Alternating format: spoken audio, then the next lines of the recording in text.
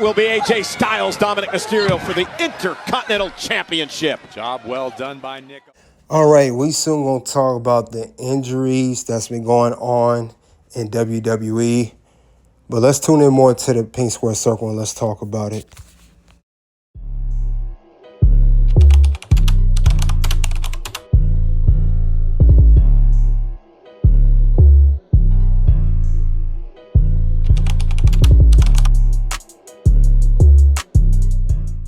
Hey guys, we're back at the Pink Square Circle. We'll talk about too many injuries for women's pro wrestling division. We're talking about women's division, stay injured. You guys tune in, we're going to talk about it. Now, we're going to talk about the injuries of Bianca Belair. Bianca Belair, you know, she had a broken finger that she had sustained at WrestleMania 41. If you guys remember, she had a triple threat match with Io Sky and Rhea Ripley. Amazing match. But the end it was not quite so good for Bianca. Now, we know Bianca has not been in in-ring competition since WrestleMania 41 back in April. And there's just a lot of questions raising eyebrows. When will she ever come back? Is Bianca going to be on the shelf forever? Will she ever return to in-ring competition again? But I haven't heard any news as of right now that her finger has healed up.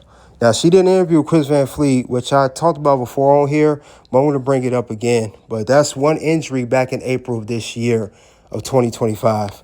Then we have Zoey Stark here. Zoey Stark, who returned to WWE, she had an injury as well. This was on Monday Night Raw in a triple threat with Rhea Ripley and also Kairi Sane.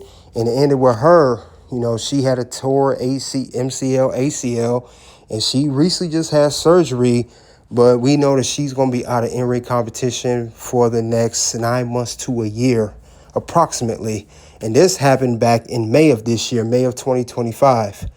Then if we fast forward maybe a couple months after that, in July, Liv Morgan had a match on Monday Night Raw against Kairi Sane, and she injured her shoulder, her left shoulder. Now, I know she had a history where she injured her right shoulder a few years ago, but now Liv Morgan, she also had surgery similar to Zoey Stark, but she is going to be in ring competition for a while too. Approximately, they saying that Liv Morgan should be back around Royal Rumble 2026. You know, the Royal Rumble that will be in Saudi Arabia. And there's even projected that she may be odds-on favorite to win the Women's Royal Rumble next year in 2026. But Liv Morgan has been out of action since July of 2025. So just lots of injuries going on for the women. And the reason I've been seeing these injuries because it's simple. I know that WWE loves showcasing the women, you know, on Raw or NXT or SmackDown. But the thing is, these women are overworked. And a lot of these women are not used to the work rate being so high. We can all agree that the work rate of the women's division today is at an all-time high. If we go back to the 80s, the 90s, and even the 2000s, they were divas. They only had, 2-3 minute matches. They barely wrestled. But now they're wrestling just as much as the men now because they have now a Women's Royal Rumble, they have a Women's Elimination Chamber, a Women's Money in the Bank, a Women's War Games match. And I believe with all these matches added and these championships added for the women, not just the women's world titles, but recently the women's Intercontinental and the Women's United States Championship, and then the championships on NXT as well for the women's division. These women are working so much that they're not getting time to rest their bodies because their bodies are not used to it, and it's causing these injuries to happen because we have seen 3 injuries literally 3 months in a row. Bianca Belair, April, Zoey Stark, May, and July, and 2 months later, a couple months later is Liv Morgan. Now, all that happened within a span of less than 6 months. We have had women getting hurt. Now, I know this year we had a couple women that came back from injury, like Charlotte Flair, for example, and also Asuka. But it seemed like as soon as women come back to wrestling, when they're cleared for in-ring competition, we get one back cleared, one goes down. They're out for 6 months to a year. Then when another one is cleared, another one's out for 6 months to a year. Isn't that ironic that Charlotte Flair and Asuka came back earlier this year only to lose 3 more competitors like Zoey Stark, Bianca Belair, Liv Morgan. Kairi Sane, she's also another one that came back not too long ago as well. But yeah, it's just, I think the women are just being overworked. I know WWE, they always say that they don't do live events like they used to, but we have to remember these women, it's not like back in the day they're only assigned to their branded show. We see women who are contracted to be only on Monday Night Raw. We see them on SmackDown. We even sometimes see them on NXT. And it's happened for a few weeks at a time. It's not every single week.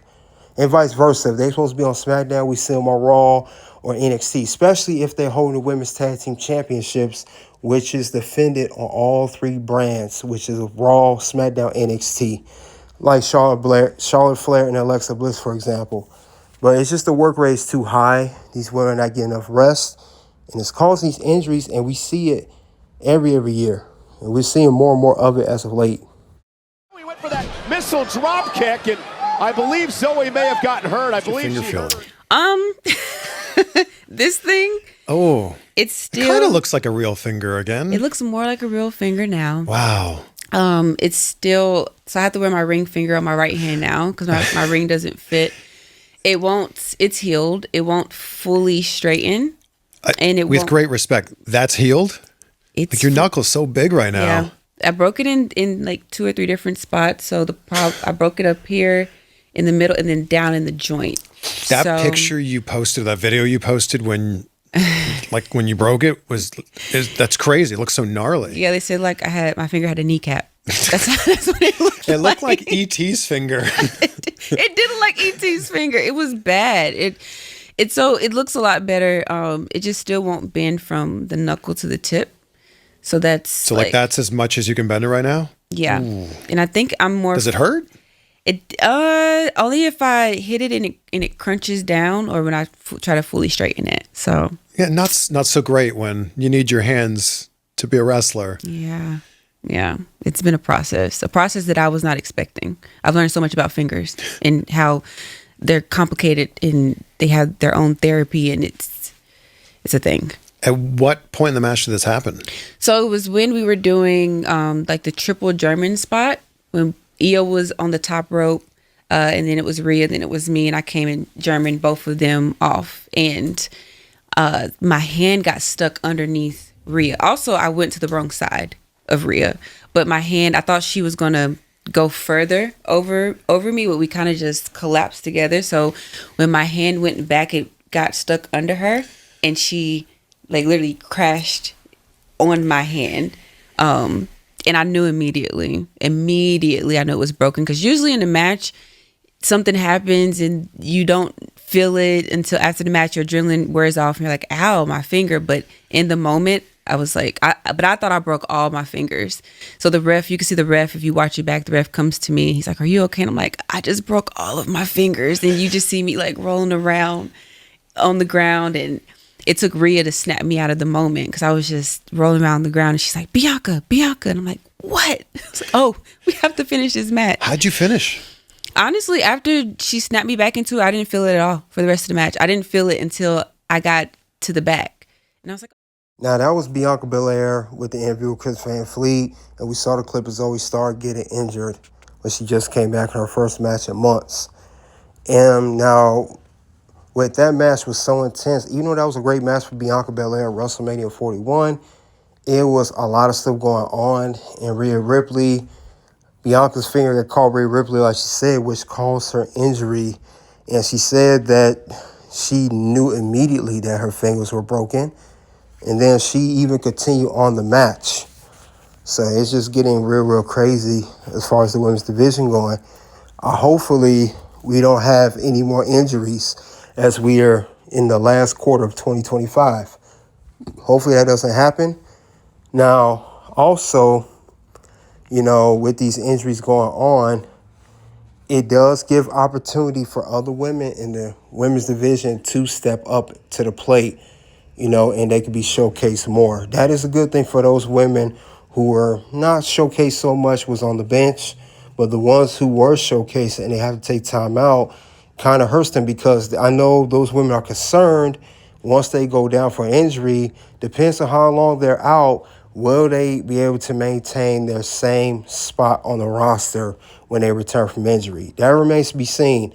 We have some that are able to do just fine, like they haven't missed a beat as far as they spot on the roster. Then we have some who are really, really affected by it. We go back in the past year. Shotzi had a bad injury. She got injured around the same time as Charlotte Flair. When she came back, she requested to go back to NXT, to get her feet wet, she said in an interview.